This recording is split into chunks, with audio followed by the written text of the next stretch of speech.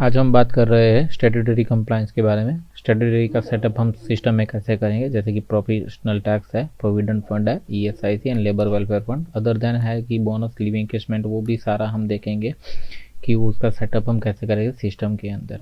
Okay, अभी हम पहले बात कर रहे हैं प्रोफेशनल टैक्स के बारे में। उसके स्लैब हम सेटअप करेंगे। प्रोफेशनल टैक्स ज़्यादातर होता है वो स्टेट वाइज डिसाइड होता है एज़ पर गवर्नमेंट नॉर्म्स। तो उसके लिए आपको सिलेक्ट करना है पहले कंपनी, देन ब्रांच, ब्रांच के बाद स्टेट सिलेक्ट करना है कि कौन से स्टेट के लिए आपको प्रोफेशनल टैक्स के रूल सेटअप करने हैं। तो यहाँ पर आपको डिफाइंड है सारे स्टेट हमारे जितने भी है, आपको किसी भी एक स्टेट को सिलेक्ट करना है जिसके आपको रूल बनाने हैं। आफ्टर एप्लीकेबल डेट कब से करना है, या आप ये डेट का यूज़ ऐसा भी कर सकते हो कि कभी भी गवर्नमेंट नॉर्म्स अगर चेंज भी होते हैं तो आपको एप्लीकेबल डेट वहाँ से चेंज करके फिर नया सेटअप क्रिएट करना है। आफ्टर डैट है मेल और फीमेल के लिए दो तरीके से आपको सेटअप ये बनाना है। तो यहाँ पर टैब में है मेल एंड फीमेल के लिए अलग अलग जनरेट होगा। ओके, फिर बाद में आपको यहाँ पर डालना है कि ₹1 से लेके मैक्सिमम अमाउंट लिमिट जो भी होगी स्लैब की वो आपको डालनी है। और जनवरी, फरवरी, मार्च, अप्रैल, मई, जून, जुलाई ऐसे मंथ वाइज आपको उसका टैक्सेशन डालना है।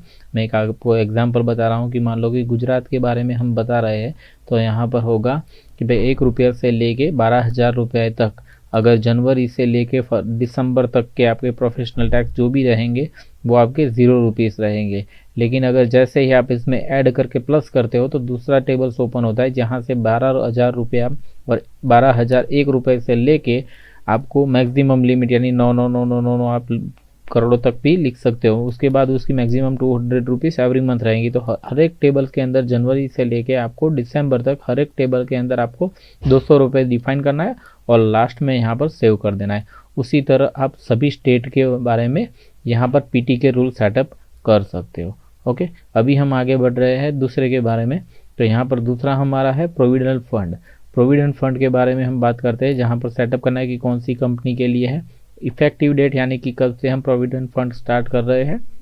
ओके, एम्प्लॉयर का और एम्प्लॉय का कंट्रीब्यूशन आपको यहाँ पर डालना है कि भी 12% टॉप एम्प्लॉयर का रहेगा, 12% आपको एम्प्लॉय का रहेगा। तो ये सारा जो सेटअप है वो आपको यहाँ पर तय करना है। देन एडमिन चार्जेस कितना रहेगा वो आपको परसेंटेज में डिफाइन करना है। मैक्सिमम अमाउंट ऑफ पीएफ यानी कि लिमिट मेंशन करने की, यहाँ पर हम 15,000 की लिमिट मेंशन करेंगे एज पर रूल, कि अगर किसी का भी बेसिक 15,000 तक है ओके तो वो एज पर 12% काउंट करेगा, नहीं तो मोर देन अगर किसी का बेसिक जा रहा है 15,000 के ऊपर तो वो फिर वहाँ पर 15,000 की लिमिट एक्सेप्ट करेगा। देन आफ्टर अकाउंट नंबर 1, 2 यहाँ पर मिनिमम पेमेंट क्या रहेगा, अकाउंट 10 में, 21 में कितना परसेंटेज ऑफ आपको यहाँ पर डिफाइन करना है कि कितना एडमिन चार्ज लगेगा, तो वो भी आप यहाँ पर मेंशन कर सकते हो। पीएफ एज लिमिट यानी कि 58 ईयर्स का अभी रूल चल रहा है तो आपको यहाँ पर 58 मेंशन करना है और ये रूल सेट होने के बाद आपको यहाँ पर सेव कर देना है। तो यहाँ पर हमने पीएफ के बारे में भी जान लिया। अभी हम ईएसआईसी के बात कर रहे हैं। ईएसआईसी का अगर आपको सेटअप करना है तो आपको ईएसआईसी सेटअप में जाना है। वहाँ पर आपको इफेक्टिव डेट यानी कि कब से आप स्टार्ट कर रहे हो वो डेट मेंशन करनी है। एम्प्लॉय कंट्रीब्यूशन यानी कि 0.75% of gross salary and employ contribution that mean 3.25% of gross salary. तो ये भी डिफाइन करना है। मैक्सिमम अमाउंट एप्लीकेबल यानी कि ईएसआई कब तक कहाँ तक कट कर सकता है, तो 21,000 की उसकी लिमिट है तो वहाँ पर आपको 21,000 मेंशन करना है और सेव करना है।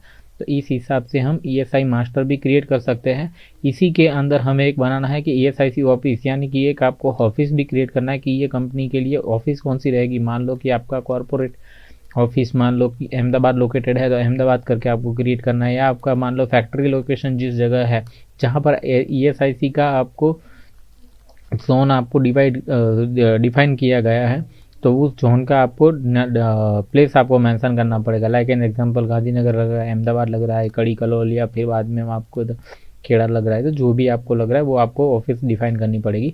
और ऑफिस के कोड भी होता है तो वो भी आपको यहाँ पर डालना है और सेव करना है। तो आपके जितने भी कंप्लायंस रिपोर्ट ऑफ ईएसआईसी रहेंगे उसमें ये बाइंड करके डेटा आएगा। आगे बढ़ रहे हैं हम LWF यानी कि लेबर वेलफेयर फंड के बारे में।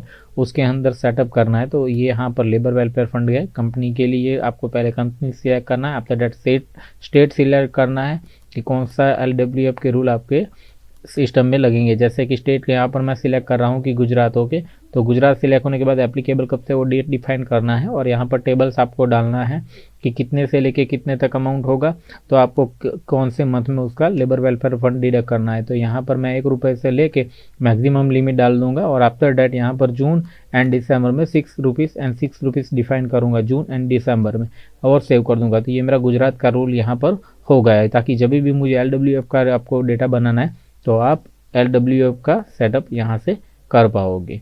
ओके, चलो, थैंक यू।